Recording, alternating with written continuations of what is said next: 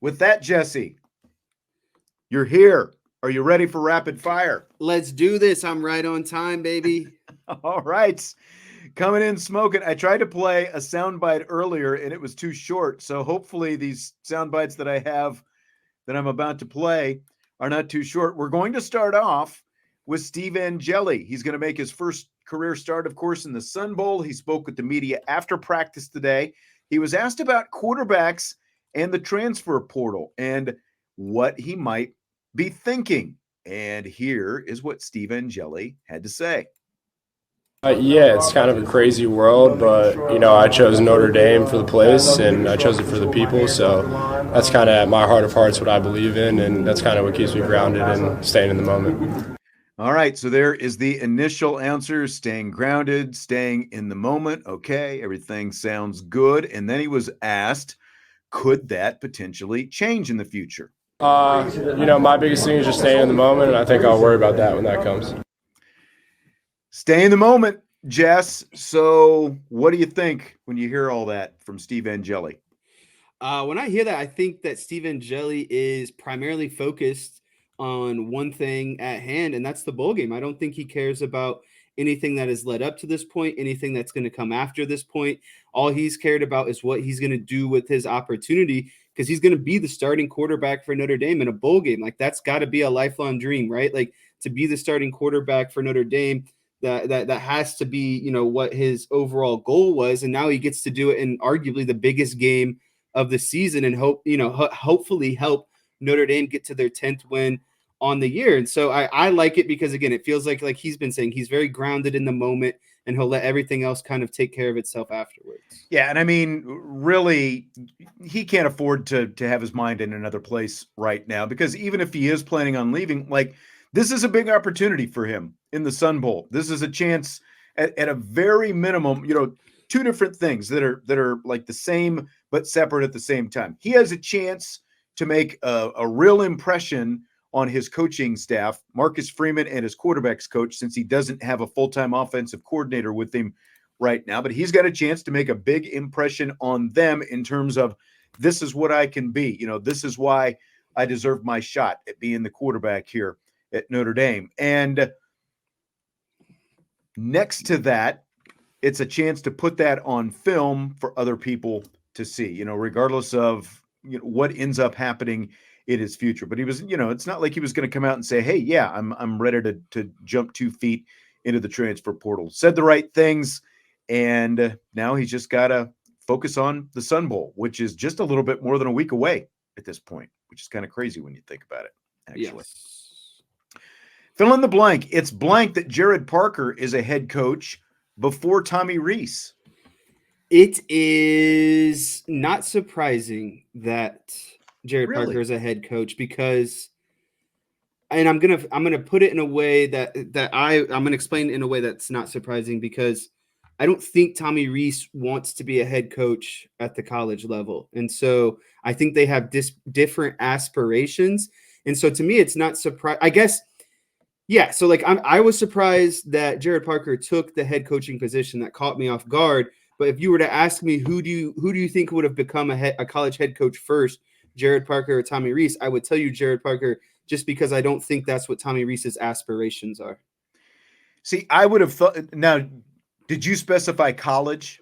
Yes, head coach? college. Okay, head coach. Okay, I can see that, because again, it's like Tommy Rees probably could. I think he's already had his own opportunities, and he said no. Exactly. Like, his name came up when the Indiana job came open this year. There was no way that I ever saw Tommy Rees leaving Alabama, or even, like if he was still at Notre Dame, leaving Notre Dame to go become the head coach at a place like Indiana. I think at a very minimum, he's going to go, like, if he were going to become a college head coach, I just don't see him, specifically, I don't see him starting in the group of 5 like Jared Parker is starting, right? Like at a very minimum, I think it would have been, I don't even know, do we even call it a Power 5 conference now? Is it Power 4? Like, I don't know what we're even calling this thing anymore. But like that, at a very minimum, it was going to be there. I never could have seen him going to Indiana. I think you're right. I think he has his sights set bigger on the NFL. Like, it's funny hearing Steve Angeli saying what he said, because a couple of off seasons ago when we had a chance to talk to Tommy Rees. And I think it was right after, it might have been, when Marcus Freeman was named head coach and we got a chance to talk to, I asked him, do you want to be an NFL coordinator? And he went with basically what Steve Angeli said. My feet are grounded. I am where my feet are. I'm right here. I'm in the moment. All those different kind of things. I think that ultimately he wants to be in the NFL and just look at what being the offensive coordinator at Alabama has done for everybody else before him. Like those guys have all had, most of them have had NFL opportunities. I guess like even Sarkisian.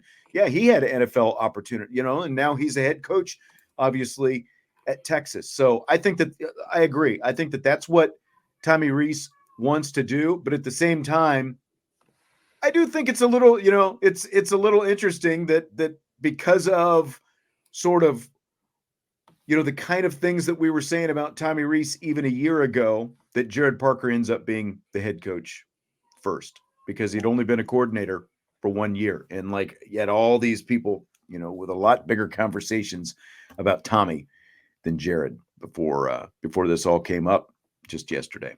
Yeah.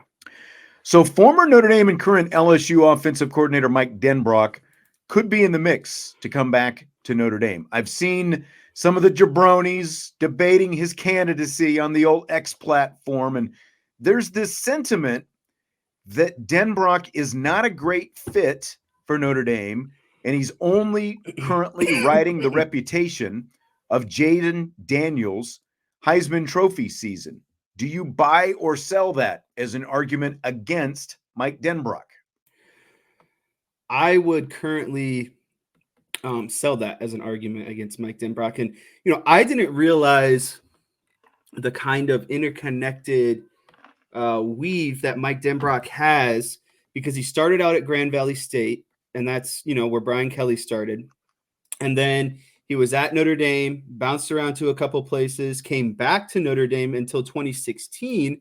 And then 2017, he goes to Cincinnati, and that's, where he meets Marcus Freeman.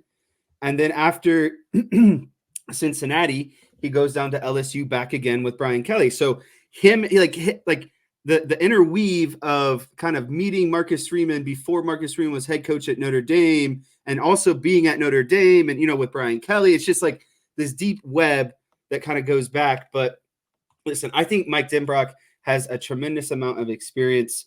I can't say I personally know a ton about him in terms of offensive coordinator. Like I haven't watched like the LSU team this much this year, but I think that there is a lot of talent on that LSU team. I think it helps that he has a Heisman quarterback, but I don't buy that, he's only good for those reasons. What had Jaden Daniels done before he started working with Mike Denbrock? Right. Like he got run out of Arizona. Yes. Like he had 10 touchdown passes and 10 interceptions in his last season at Arizona State. He gets to LSU at the same time Mike Denbrock got to LSU. Like, are we only crediting Brian Kelly with the Jaden Daniels success? Like, these two, Jaden Daniels had done nothing. He was a cast-off from Arizona State. He goes to work with Mike Denbrock, and in his second season there, he's a Heisman Trophy winner. To me, that is nothing but good on Mike Denbrock. And then look at Cincinnati. Who was the offensive coordinator when Cincinnati became the only Group of 5 team to make it to the college football playoff? Mike Denbrock. So my only thing with Mike Denbrock is he going to be financially, like, is it going to be too steep a price to pay? Now, reportedly, because like we were talking yesterday, I didn't think it was realistic at all because of the new contract extension that he got there at LSU and all these different things. How much does the relationship with Brian Kelly come into play? Because as you said, their relationship goes all the way back to Grand Valley State. Like they coached together there. They were, they've been together for a long time. They are very good friends, and they're back there at LSU, and apparently he likes it there. So like, how much is that going to weigh into it? But again, even bigger picture, the buyout to get Mike Denbrock seemed to be yesterday when we were talking about it. It seemed to be a big hurdle for Notre Dame to have to clear. Reportedly, though, he has not actually signed that extension yet, which kind of that throws a little bit different wrinkle into this whole thing. It makes things interesting. So I guess the bottom line is maybe it's not as unrealistic as it seemed yesterday, again, because of that, potential buyout that Notre Dame would have to pay after all the things, that they went through last year with Ludwig and all that stuff. But to the original question, I just like Jaden Daniels is only a good thing. It is only a huge feather in Mike Denbrock's cap because Mike Denbrock made Jaden Daniels just as much, if not more so, than Jaden Daniels made Mike Denbrock. There was no Jaden Daniels anyone was talking about 2 years ago before he started working with Mike Denbrock at LSU. Yeah, I mean, Jaden Daniels is only a thing because of his time at LSU, and that's a direct correlation to Mike Denbrock. There was no guarantee that Daniels was going to be good. He had to be kind of molded into, what he is now.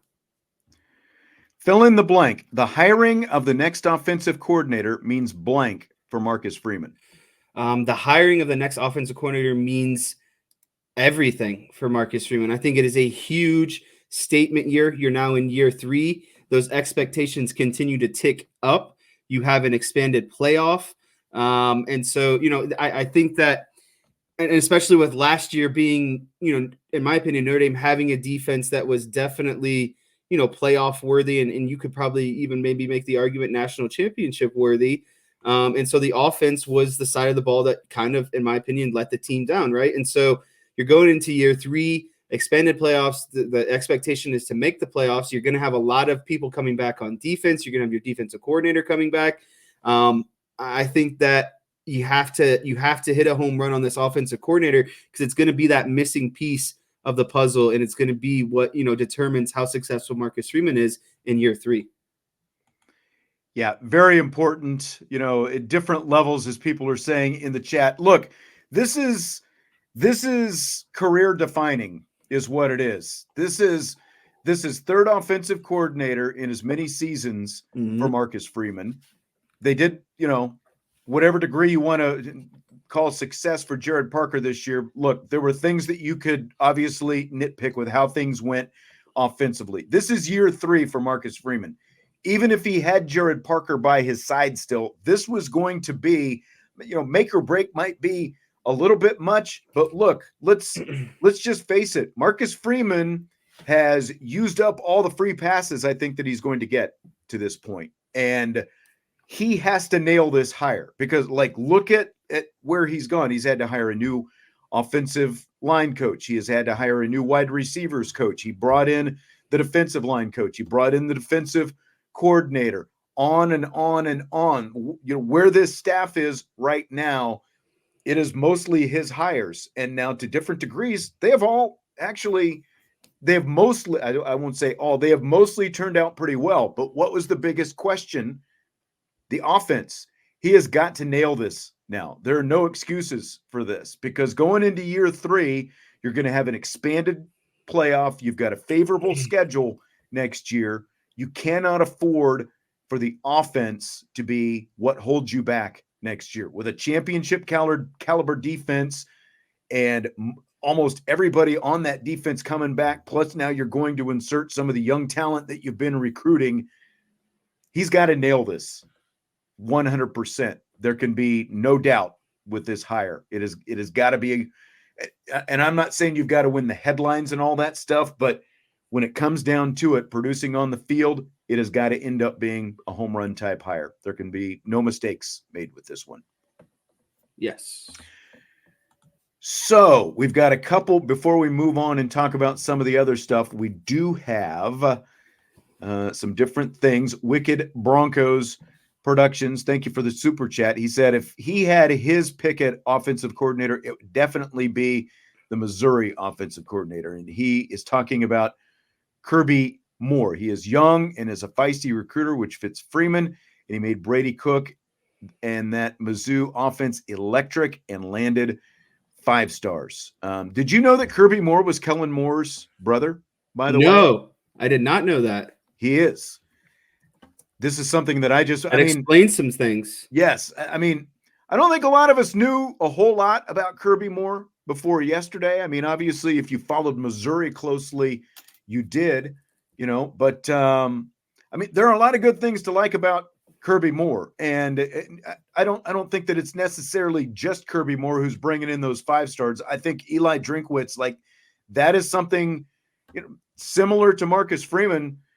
Drinkwitz, like, he can recruit, and obviously his staff can recruit. So I think that is a really good thing as well. And I think we've got to kind of continue to look at him a little bit more. But as of right now, these are the 2 primary names. I know that there are a lot of throwing darts at the bulletin board, and different guys coming up with their lists of who they'd want to hire and all this kind of stuff.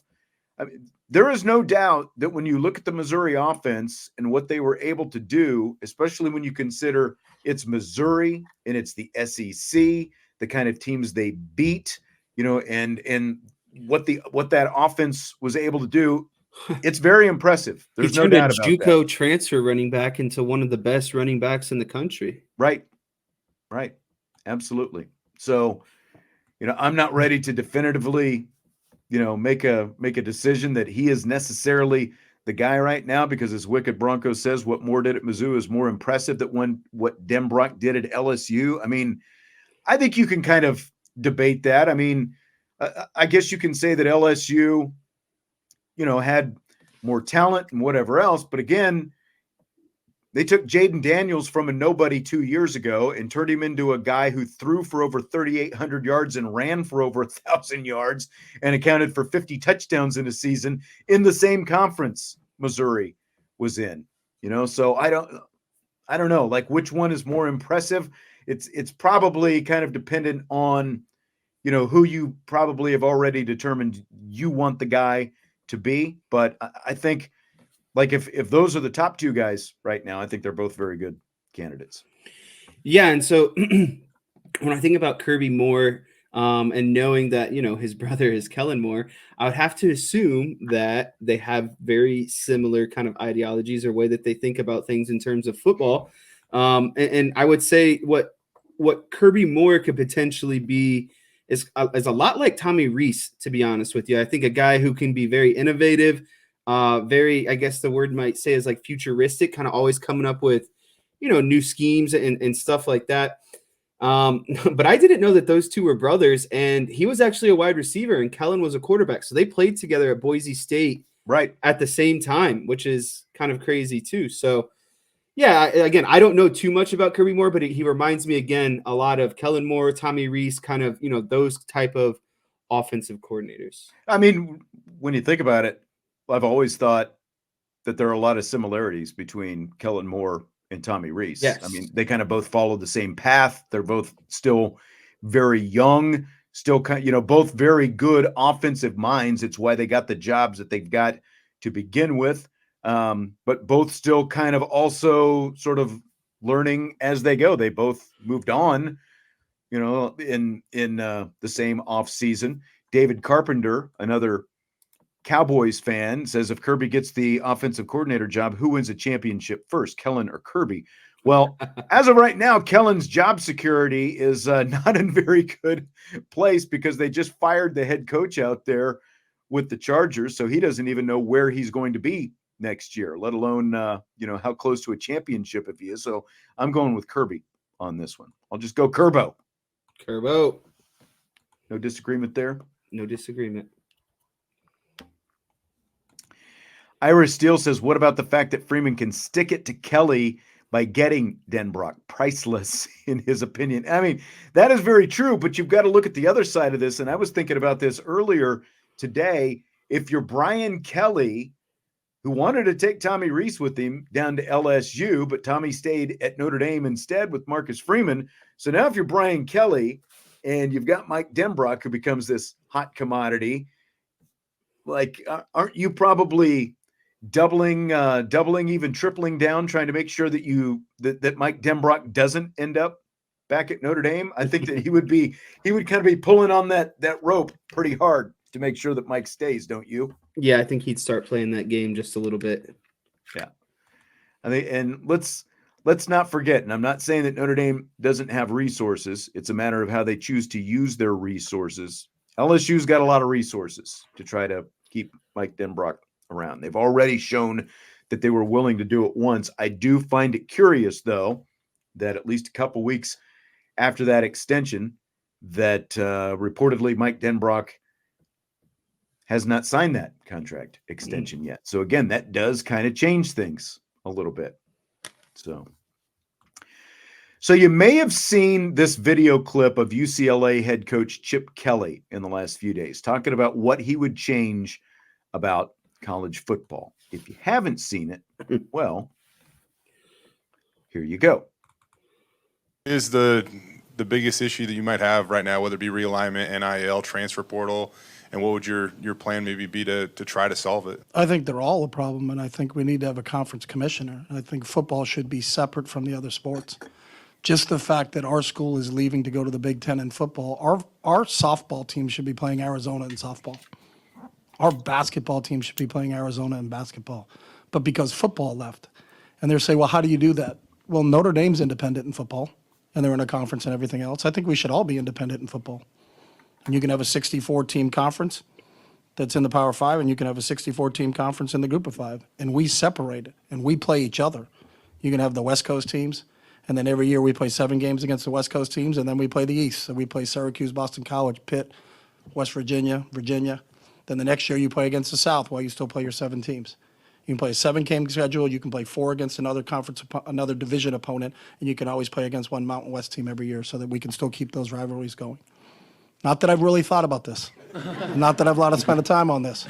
But I think if you went together collectively as a group and said there's 132 teams and we all share the same TV contract, so that the Mountain West doesn't have one and the Sun Belt doesn't have another and SEC has one and they have another, that we all go together, that's a lot of games, and there's a lot of people in the TV world that would go through it.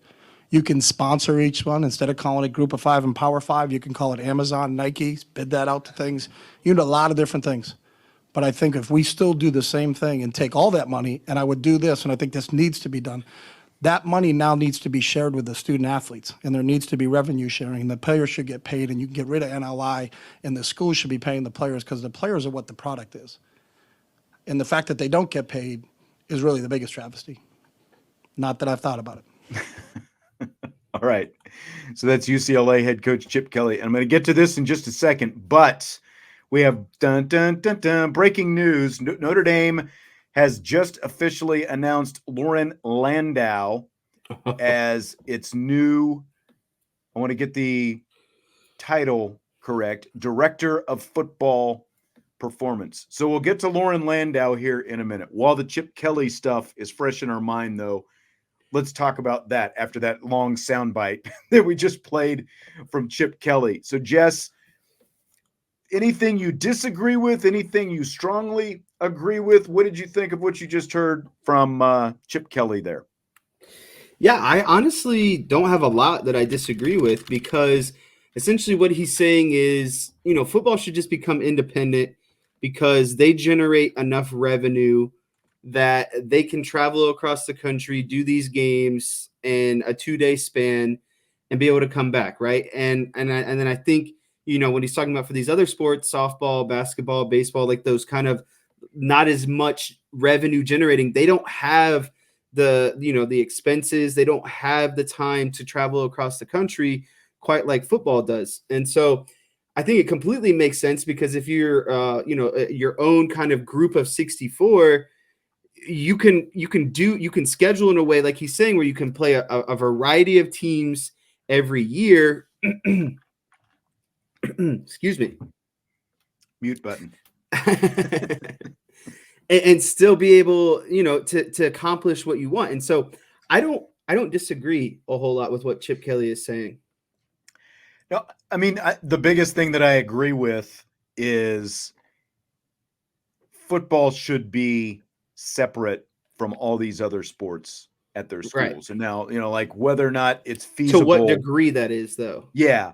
Like But he's absolutely right about when it comes to this conference realignment, it's about football and it's about the TV money that the football programs Right. are That's making. all And it these is. these schools can still get the football TV money regardless of what their Olympic sports are doing. Whether the baseball and the softball team have to travel cross country from West Coast to East Coast to play a conference game in the middle of or series or whatever in the middle of a week. There's no reason that needs to happen. Those should be kept regional, and the football should at the very least be separate. Whether or not you're redoing this and repooling it, I mean, it obviously makes a lot of sense, and there's a lot of people that think that that's the way college football is going. That ultimately the Power Five is going to break off, kind of the way that he's talking about. And then, you just kind of have regionalized pods and stuff like that, which are basically what? Just conferences. Right, exactly. If it ends up like that, because that's really all he's describing are conferences. And I see people talking about ESPN. This isn't just about ESPN, because remember, Fox is a huge part of that Big Ten TV contract, and NBC is also at least a part of that Big Ten TV contract. And, CBS is a part of that Big Ten TV contract. So there's all these networks throwing different levels of money around. It's not just ESPN.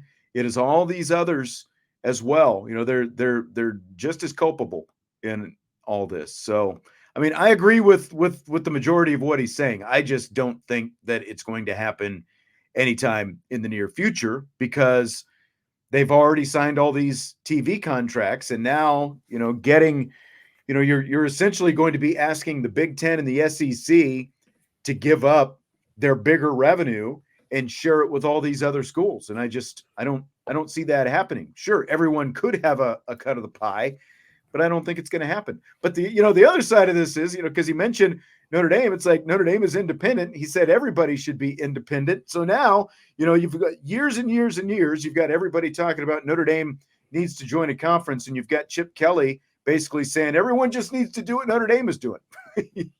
But again, not everyone's going to be as in demand as Notre Dame, right, to make that happen. And that's the issue. That's right. So, in the meantime, Notre Dame did just announce that Loren Landow is the new director of football performance. And I will read you part of the release. This is a quote from Marcus Freeman. When we sat down to evaluate what exactly we wanted from this role, we identified several characteristics as being critical to the success of the position. We need someone who can reinforce the vision of the head coach and uphold the standards in discipline that it takes to create a championship environment. We need someone who has a background in group training, yet the expertise to individualize training to meet specific individuals' needs and goals. So group training, but also he wants to be able to individualize stuff. We need someone who can enhance our approach in regards to power, explosion, and speed development, end quote. So Landow was with the Denver Broncos as their strength coach from 2018 to 2022. And he built his reputation on individual training of professional athletes in multiple sports. There were a number of high-profile and current and former NFL players who are also clients of Landow. They include Von Miller, Christian McCaffrey, Peyton Manning, former Notre Dame and Denver Broncos Super Bowl champion Ryan Harris has also worked with him. So strength coaches, Jesse, it is just so much different than an offensive coordinator or even an offensive line coach or a defensive line coach or whatever it happens to be. They have obviously evaluated this guy and talked to this guy, and it sounds like when you talk about old school versus new school, which seemed to be the divide between, Marcus Freeman and Matt Balis, it sounds like Loren Landow's philosophies more match up with Marcus Freeman. So what do you think of all this? Yeah, a lot to digest there. You think? I would say, on a surface level, because again, I I didn't even know that this guy was going to be the guy, or this is who they were looking at until like 2 days ago, maybe 3 days ago. But the thing that sticks out the most to me is that he's got professional NFL experience. And I think that is, to me, like the thing that shines the most when looking at his resume. And then you start looking at, some of the players that you mentioned that he's worked with. And it's like when you talk about Christian McCaffrey, I mean, we're talking about one of the most explosive, dynamic, Elite. multi-talented positional guys out there. And so when you combine those things on paper, it sounds really great to me, right? And if he's gone through, all of this kind of, vetting and interviews and conversations with Marcus Freeman, then I think so as well, that it's just got to be a good, solid choice. But to me, like if he had not had the NFL experience, I might be questioning it a little bit more. But I like the concept of team and individual. So I think everyone is different in terms of what they need in order, for preparation, training, etc. Lauren Hamilton, fair point. He got canned from his last job. Let's not forget, virtually every coach gets fired at some point. Like, true. And most of them end up getting new jobs someplace. Bill Belichick was fired once as well by the Cleveland Browns, and it ended up working out pretty well for him in the long run. Pete Carroll was fired a couple of times, ended up working out for Pete pretty well in the long run. Again, like the reason he was fired apparently is from what I understand, there were like some soft tissue type things going on. There was also a coaching change made last year. So let's not forget that. That's true. They went from Nathaniel Hackett to Sean Payton. And, again, Marcus Freeman wants, as he said in this statement, Marcus Freeman wants someone who shares the same vision and kind of has, the same philosophies that he's looking for. And maybe that was different than what Sean Payton had. I don't know specifically if Sean, decided that he wanted to bring in his own guy. But, again, like the injury history apparently is one of the things that was talked about with Loren Landow as a reason. But there was this, someone tagged us on this podcast yesterday, and a guy, who was hosting the podcast has apparently talked to a lot of former Broncos players and not just Broncos players, but other NFL guys that Landau has worked with, and they all spoke very highly of him, praised him, said that they would work with him, all that different stuff. Ryan Harris, I know Brian Driscoll has talked to Ryan Harris, again, former Denver Bronco, and Ryan Harris speaks highly of Loren Landow. And I know Brian is working on getting Ryan on, to try to, get him on the show and talk more specifically about that.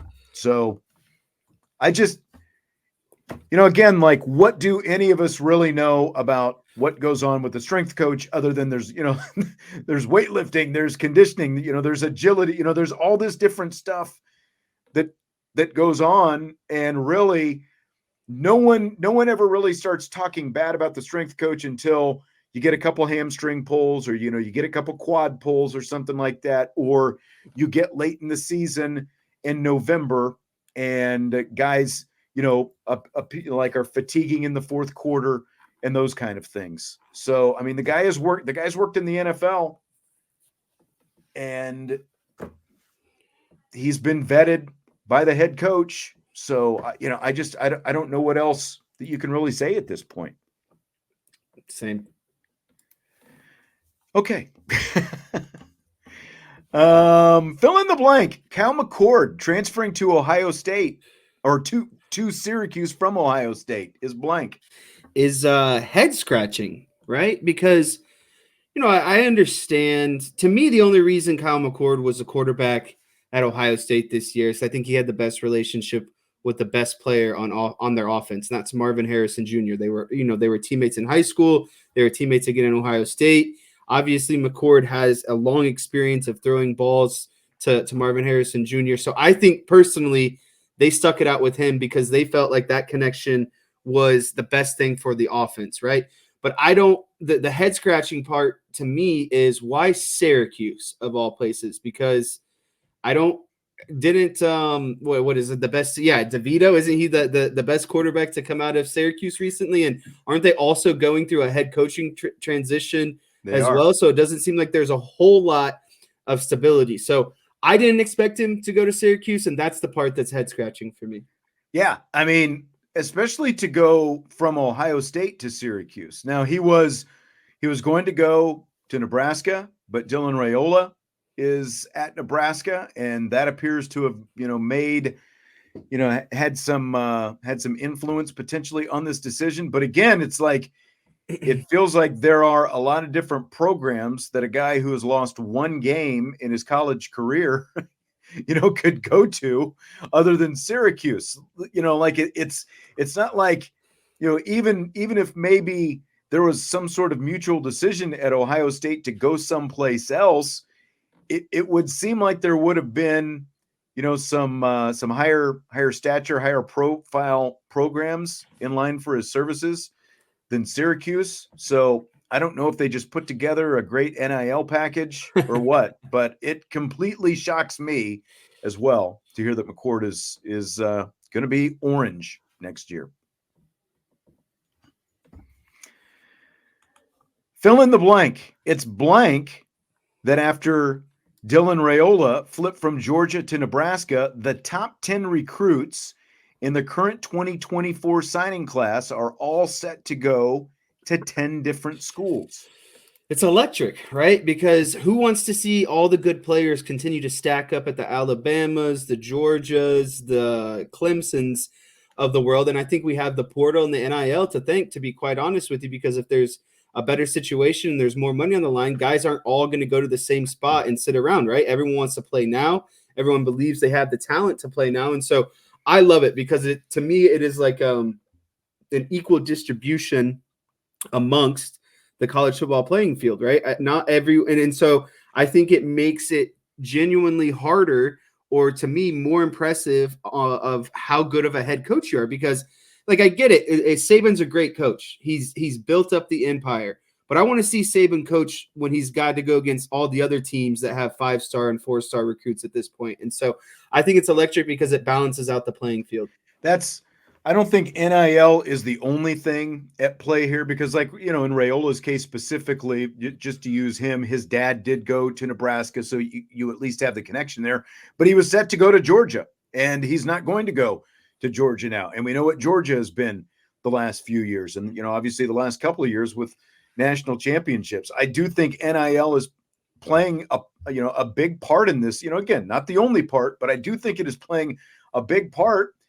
And this is something that I, kind of thought would happen with the advent of NIL, that it would start to basically do this, that not everybody was going to be going to Georgia and Alabama, and it would start to spread these guys out because, there's essentially only so much cash, I think, that every school, even the elite ones, can come up with. And there's a reason that Nick Saban was kicking and screaming about NIL just a little bit more than a year ago, because now it's going to take work harder. Yeah, he can't stockpile all the talent now, and it's going to spread it out. And I think it's going to be better for college football as a whole. And I think, like, specifically as we sit here and talk about Notre Dame, I think it's going to help out Notre Dame as well as they continue to try to get back into that national championship type playing field. I think it's going to be good for them. And especially when you start to look at what they've been able to do with the transfer portal and some other stuff and what they've been able to do with NIL, I think it's going to help Notre Dame. I think it's going to be good for them.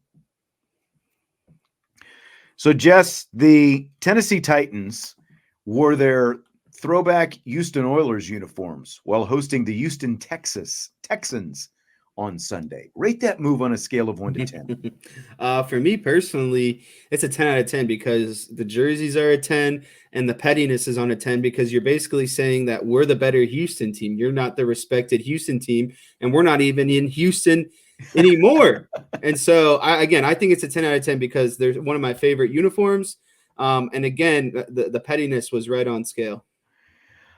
I completely agree. I'm going to give it a 9 out of 10, though. It would have been a 10 out of 10, but they lost. Yeah, had they actually won. Had they actually and they blew it, too. That's right. It would have been a complete 10 out of 10. But those are baller uniforms, man. Those are awesome uniforms. And they even had like Oilers in the end zone there in Tennessee. Personally, I don't think that they can put the oil derricks on their helmet there in Tennessee. But personally, like everything else, I think the Titans need to go back to that specific color scheme because it looks so much better than anything they've had since they've been in Tennessee. They remind me of the Ole Miss uniforms that I love, those powder blues with the red and white. I just think it's a really good combination of colors. Yeah, it is really sharp. John, it's a good looking uniform. Uh-oh. What? John says, I got mixed up. I thought the Texans were wearing the Oilers uniform. No, it was the Titans who were wearing the Oilers uniform. So John thought it was a 10. So I guess he's going to give it a 0 now. TD4ND, you don't know me. Like, I don't know what you're talking about here. Sounds like we're getting close to a Dallas discussion, he says. He's like, he knows where this is going. We've drifted into the NFL talk toward the end of the show. So he's feeling it right now. Scale of 1 to 10, rate Julian Love's final interception to seal the Seahawks win over Philadelphia last night. That also was a 10 out of 10. And I'm not just saying that because, it sealed the deal against those dirty bird, Eagles, but it's just if you watch the game and you saw the replay at the end, I mean, he barely got those toes down and he was right across the sideline. And I think I saw the stat that he had to cover like 25 yards in a span of just over 2 seconds. And the catch rate was, 10% or lower. And so it was, to me, it felt like a very Kyle Hamilton type play, if we're being honest, that interception he made against, Louisville to start the season where he came all the way across to the sideline. That's what it reminded me of. And again, he barely got I'm not kidding you. I think he got his toe down by this much. I know. And so it barely touched the blade of grass. They never really zoomed in on it, exactly where that toe was, but I mean, it just barely. And I think it made it even sweeter that it was his second one of the game and second of at least the fourth quarter, because I think Hurts threw that other one at the beginning of the fourth quarter. Right. I'm so much I rated a 10. It was phenomenal. And like you said, it was really kind of a Kyle Hamilton type play. And obviously Julian Love is nowhere nearly as big as Kyle Hamilton, and kind of makes you go oh yeah, what might that college football playoff game have looked like if Julian Love had been able to play out there the whole game? But yeah, it was incredible. And the only thing that I will say, since TD4ND accused us of wanting to drift into Dallas talk, is it helps out a certain team in Dallas, Texas, by knocking off Philadelphia. 3 straight losses now, baby. 3 straight losses. Even Brent and, the 49ers fan Brent has to be loving that, because all the Niners have to do now is win 2 of their last 3 games, and they've got home field advantage in the playoffs. So huge play. And by the way, did you stay up and watch the on-field interview that Lisa Salters did with Drew Lock? Yeah, he was about to cry. It was a really good interview by her, I think. And that moment has been accumulating for Drew Lock for 4 or 5 seasons now, and he didn't even know. I don't even think he knew he was going to play all week. Obviously, he had to prepare like he was going to play, but then it's always felt like he found out just before the game, right? And in his NFL career, it just felt like he's continuously, kind of come up short. And I mean, when I say that man threw a dime ball to Jackson Smith-Njigba, that's exactly what he did. He probably threw the best pass of his entire career to win that game. And I just think it was just that moment where everything just kind of, all those emotions come flooding in, and you finally have the what's the correct word, that the exhilarance of winning. The 2 best balls that he threw all night were that one, and there was another deep ball to DK Metcalf. Yeah, they went up and got. Yeah, I mean, both receivers made spectacular catches, but the throws that he made, his short stuff was not that great. It was looking like, oh, this might end here pretty quickly. But those 2 deep balls, man, they were. And it was when they needed it, right? It was. Yep. It was just tremendous. Yep. I always love watching the Eagles lose. So this 3-game skid is is doing me well. It was nice. It was nice. I'd like to go to a game in Seattle sometime. I was thinking that too. Like, I would like to go to a game in Seattle. I only just got that to walk environment. around the stadium, but I never been like into it, obviously, when a game is going on. Yep. Oh, Brent's going to hit you with this, Jess. Who's going to win the NFL MVP? I honestly don't know, but I truly, and I'm not just saying this to spite people, I don't think you can give it to Brock Purdy. He has so much around him and Christian McCaffrey and Deebo Samuel that I don't understand. And Trent Williams. And again, when those guys were injured, that's when San Francisco went on their 3-game losing skid. And so I just, everyone has bad games. I get that. But I honestly can't tell you who I think if Tyreek gets 2,000 yards, I think you should give it to Tyreek. Like, I don't know who the NFL MVP is. I'm going to go with Brock Purdy's vote. He said CMC. It's Christian McCaffrey, right? Like, I think it's Christian McCaffrey or Tyreek Hill, personally. Jalen Hurts eliminated himself last night. He's been exposed for the fraud that he is, because the guys around him have not been playing at the same level that they played. And I love how they're like, and part of this year. Jalen's not feeling well. He didn't know if he was going to play. Now you don't understand football. That's Jesse. all right. That's all right. I just, Brock Purdy's playing well. I just don't think he's the MVP quarterback. If you put him on the Houston Texans, I don't think he performs as well as CJ Stroud has been performing this year. And that's just my honest opinion.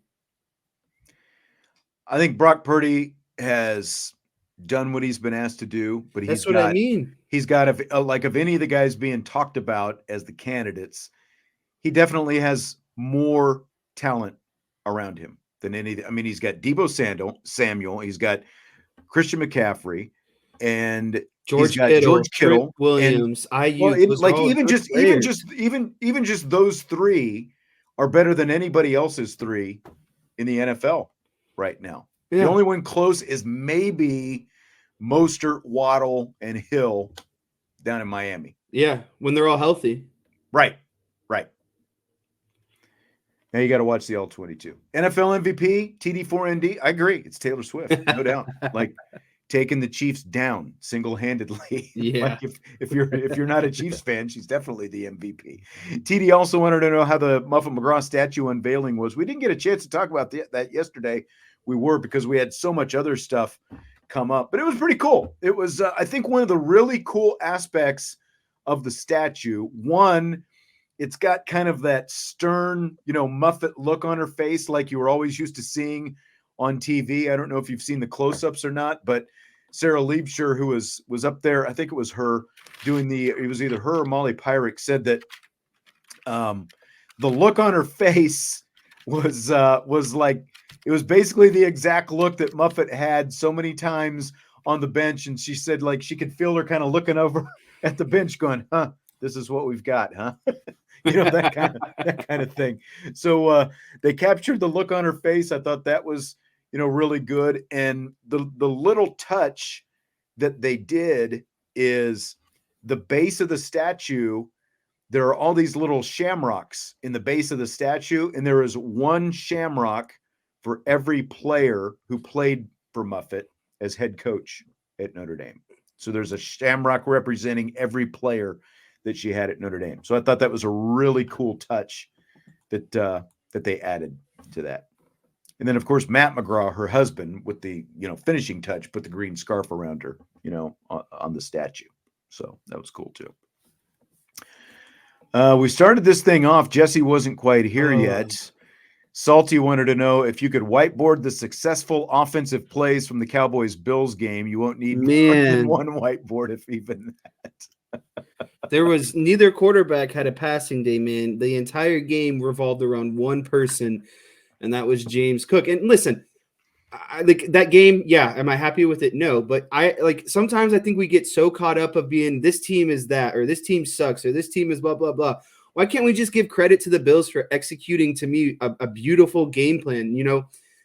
Everyone knew that the Cowboys' run defense is the biggest weakness. And then you take out, their starting defensive tackle, and when they're starting a rookie, Mozzie Smith at nose tackle, and then you're running at him, and then if the Cowboys want to play so much man like they do, They allowed James Cook to work one-on-one with linebackers. And so I'm mad that the Cowboys didn't have a response, but you have to give credit to Buffalo for having a game plan and executing it. And I think that's really all that happened on Sunday. And the other thing look, I can settle this in much fewer words. This season is going to end like every other Cowboys season has ended. There's just that's where we are. This is lather, rinse, repeat. It's not going to end up in a Super Bowl.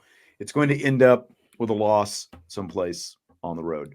BJ apparently just getting here.